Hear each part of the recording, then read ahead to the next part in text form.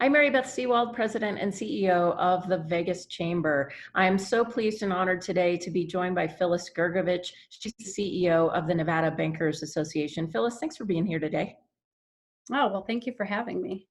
You guys have been busy at the banks. I know there is so much going on. Our members at the Chamber are calling us a lot and asking us, what are the resources? What can they do? Can you give that are available through the banks and through the CARES Act? Well, thank you first so much for everything that you're doing in the Chamber, getting information out there to businesses.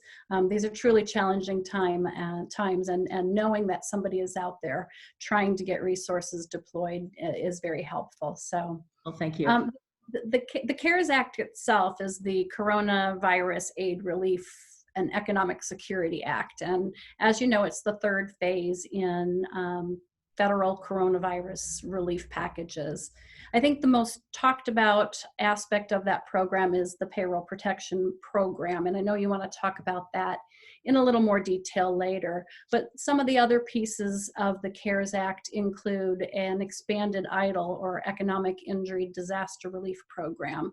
And that expansion will allow more business types to participate. There's a new emergency program, and it waives the requirement of any personal guarantees on loans under $200,000. It also establishes a $10,000 cash advance, and that's going to certainly be helpful for a lot of small businesses. So these are temporary program provisions, and there are some restrictions. So businesses will want to talk with their SBA office and find out what's available to them. Also included in the CARES Act is the Pandemic Unemployment Assistance, and that provision will increase the amount someone on unemployment receives. It's an effort to help those unemployed, and ultimately some of those dollars will then be spent into our local economies. Also on the consumer side, the Corona rebate checks of up to $1,200 per person. Those will work in the same fashion, helping people pay their expenses, putting more money in local grocers and local businesses. And on that note, Phyllis, we've been getting a lot of questions at the Chamber about when those checks are coming out. Do you have any way to know what the timing is on those? I don't have any official guidance or information, but what we're hearing is that the first round of checks will be actually ACH, and those should be deployed mid next week. And I believe it'll take maybe 3 weeks to process all of them for folks who have their bank credentials with their bank account details with the IRS. After that, they'll go into check writing. I do know that there's limited check writing capacity, about 5 million checks a week. So it's going to take a little while to deploy all those funds.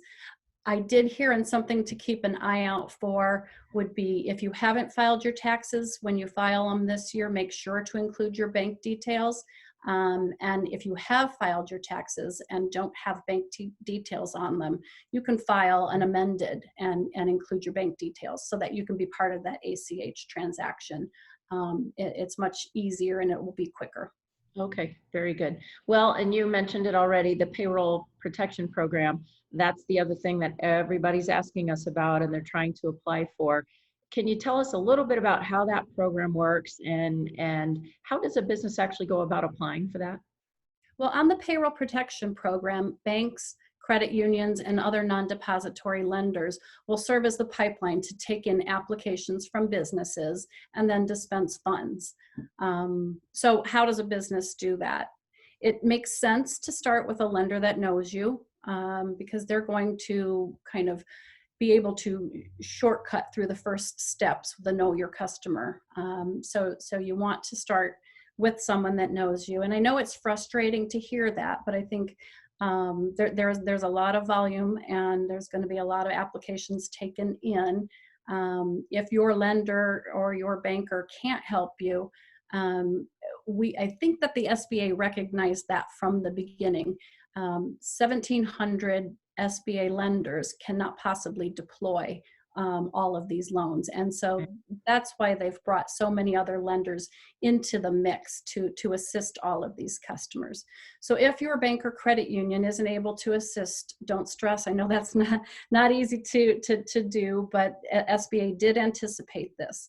As I mentioned, that 5 days ago, we had 1,700 SBA lenders. This morning, there were about 3,500 enrolled to lend in this program.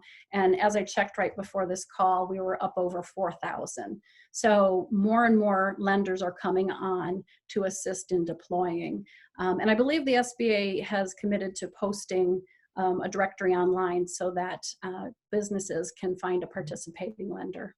You know, Phyllis, I was asked a question earlier today by a media outlet, and they asked me if I thought the amount of money that we currently have in the SBA programs, did I think it was going to be enough?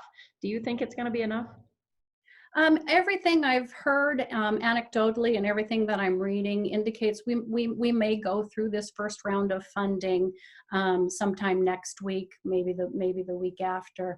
But the other side of that is we're hearing from those same sources that Congress will do a second round of funding, and so we're pretty optimistic on that. Okay, great. For businesses that are currently having a hard time making their loan payments right now, what can those folks do? Absolutely, every business, every consumer should be contacting any of their creditors right now, whether that's credit card debt or a home mortgage or a business loan.